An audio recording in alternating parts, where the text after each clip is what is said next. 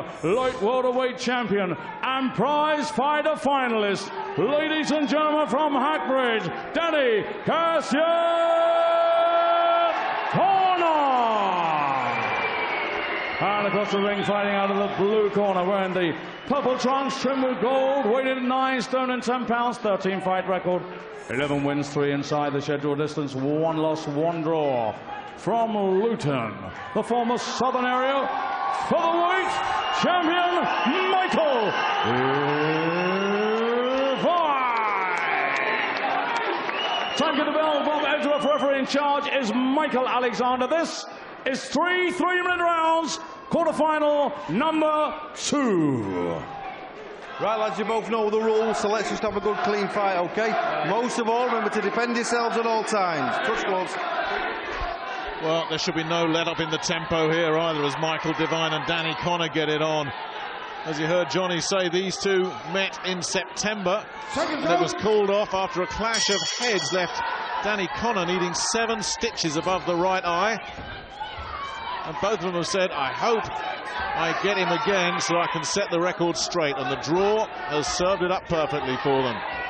It's Conner in the pink, who has prizefighter experience. 18 months ago, he got to the final, was knocked out by Chris Jenkins, and what a springboard that was for the Welshman's career. He's boxing for a British title in the near future. As for Devine, well, he knows that prizefighter, and Conner knows this as well, they all know it, a big showing in prizefighter can change the course of a career. There's a little bit of needle in this one. I'm just hoping that, it doesn't become messy. They're both a little bit too keen to get going. The heads coming together once again. When I say once again, I'm talking about the last meeting.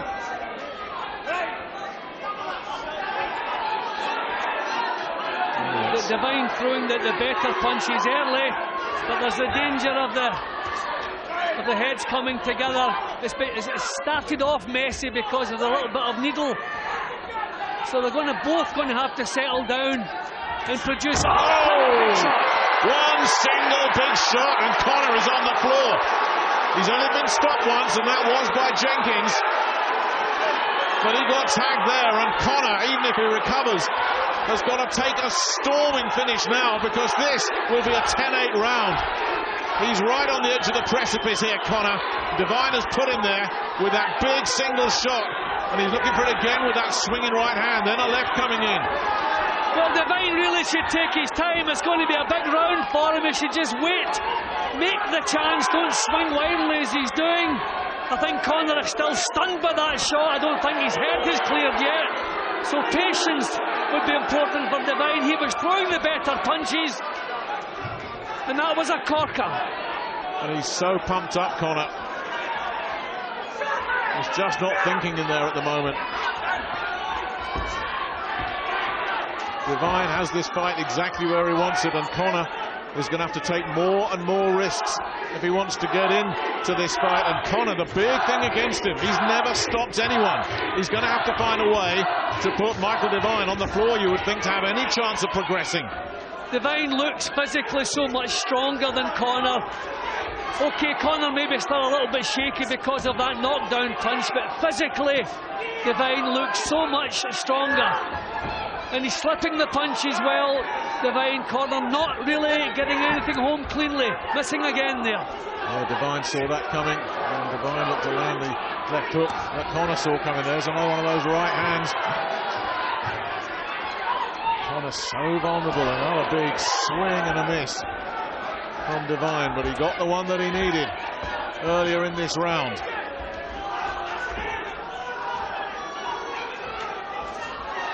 Well, Conner, he looks as though he's recovered from the punch. His legs are looking strong again. He's trying to come forward, but no accuracy. Well, if that's a 10-8 round for Michael Devine, and it's impossible to see it any other way, that means Danny Conner has just got to go out and win these next 2 rounds convincingly after this. Oh, that was a terrific punch. Walked straight onto it.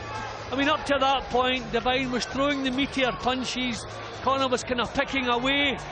So Devine could afford to come through what Conner was doing, let his own big punch go, and there's the result. And I think it took him, a full minute after he got back up again to get his head squared up again. That was a terrific punch.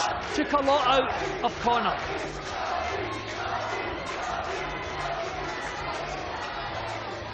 Well, it certainly pleased a very large cheerleading section for Michael Devine, but Connor supporters very, very quiet here at the York Hall. Up on his feet early. Round 2. Danny Connor needs these next 2 rounds, without question.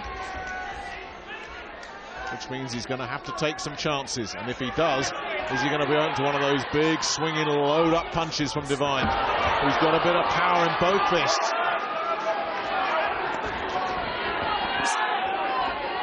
Devine looking to rough up Connor here in the early moments, of this second round.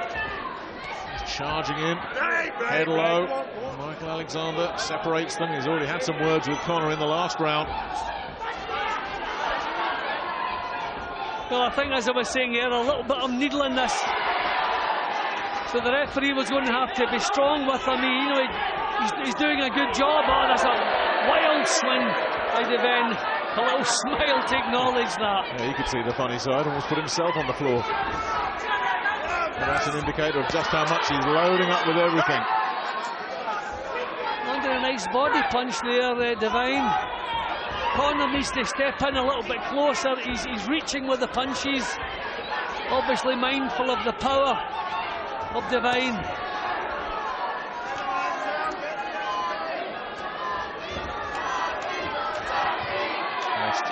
Swinging right hand again as Devine just gets close. And Connor certainly has the edge in experience. They've both been former area champions, but Connor has had a trilogy of fights with Tyler Goodjohn, who's one of the rising prospects in the light welterweight division.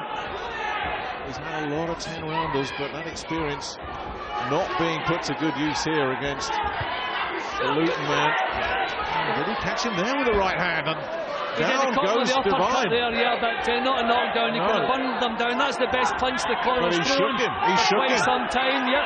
Now, can he build on that, Connor?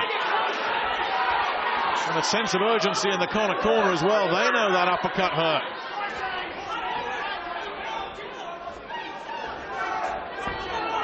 I tell you, Connor can get the knockdown. It does not set us up for the third round. Swinging in and missing again badly, Devine. He's not had a good round here, the Luton man. No, he's swinging wildly. His balance is gone. Connor, for the first time, really showing he has some confidence in his work now. Oh, good caught again with one of those big right hands, and Devine on him in a flash. Connor looks okay. Looks like the head's cleared, and a good response from the man from Hackbridge. Good fight again. Better, much better from Connor. Yeah, Connor seems to have his boxing together now. Devine swinging and hoping, swinging wildly and hoping. The head's coming together again. There. Well, he's given himself a chance here, Danny Connor. Right. If you agree that he nicked that round. You lost that round, right? Well, I certainly agree with that assessment in the Devine corner. Stupid fucking right hand. Listen to me. Excuse the language. But it's absolutely right what's being said in the corner by James Paley. He was loading up with those right hands and just swinging, took himself off balance. Yeah, and full credit to Connor. He'd thrown the effects of the knockdown punch. His balance was looking good, his movement was good. Still a bit of messy action, but he landed a good solid uppercut just before he bundled Devine to the floor. So I thought the better work in the second round, but obviously coming back from a 10-8 round in the opener. 10 seconds. This one's in the balance. Well, he's given himself a lifeline, Danny Connor. And lost round. And will Devine listen to what he was told in the corner and just calm himself down a little bit? Connor was off his stool really early. A man who's got that prizefighter experience, went to the final 18 months ago. He needs a decisive round here to give himself a chance. And again, loading up, this time with the left, swinging and missing. Devine, and wild and out of range again. And here he comes on the charge. Nothing doing though. Connor tying him up. Got caught there though. Michael Alexander lets him try and work inside. No, this is a difficult one for the referee to keep tidy. Huge effort here from Devine, trying to use his strength. The better boxing from Connor, but he's under the cosh a bit at the moment. Well, he can't afford to be under the cosh. He's got to win this round decisively, leave it in no doubt at all.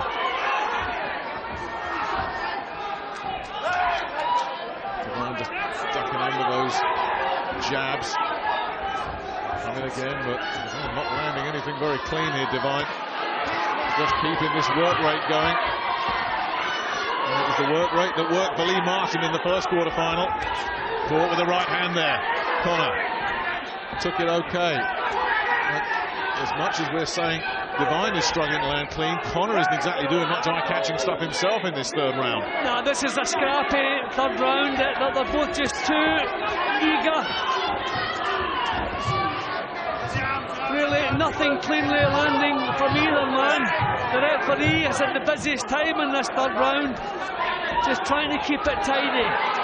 Both missing again there, and again. Lunging in, he was wide open to a counter there, but he couldn't find it, Connor. And instead, look at this, just swinging and wailing away here, Devine.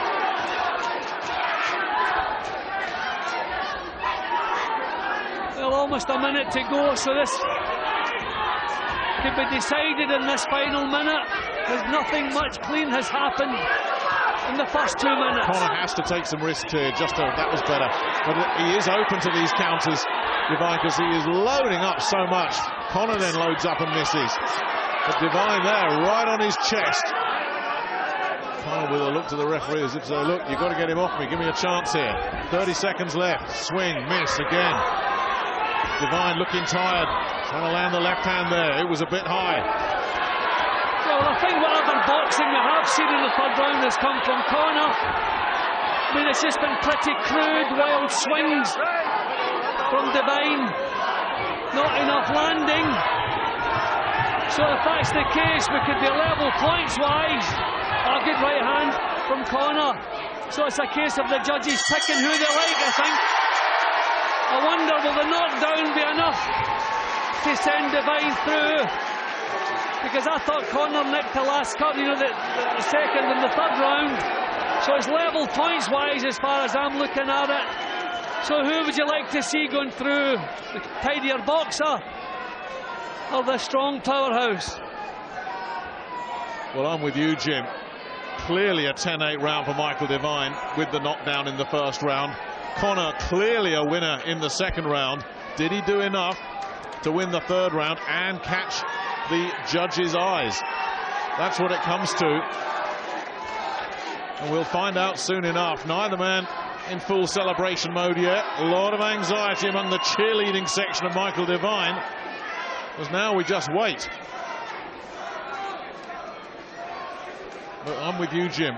It's level. It's level on my card. Yeah, but as you were saying, it was the aggression that got Lee Martin through in the opener here. So will it be the same thing for Devine? You can't argue with what he put into that. But I thought whatever boxing we saw in the second and third round came from Connor, but he was under pressure all the while. Not an easy one to score because not a lot of clean work from either man. The referee, as I say, was the busiest man in the ring. Well, is this the moment that does it for Michael Devine? Is that enough to secure a semi-final in Prizefighter? Or did Connor do enough getting off the floor to force a draw? We'll wait and see. We're soon to find out. And both of them trying to convince everybody that they've done enough.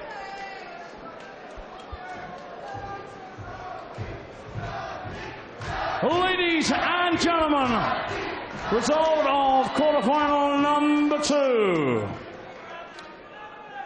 After 3 rounds of boxing, Ian John Lewis was unable to split both boxers, so he scored 28 each boxer and scores the quarterfinal a draw. Howard Foster scores the contest 29-28. Phil Edwards 30-26, and those two are in favour of the winner and through to semi-final number 1 well, we all know who that Luton! I must admit, one of those cards looks really, really harsh on Danny Connor.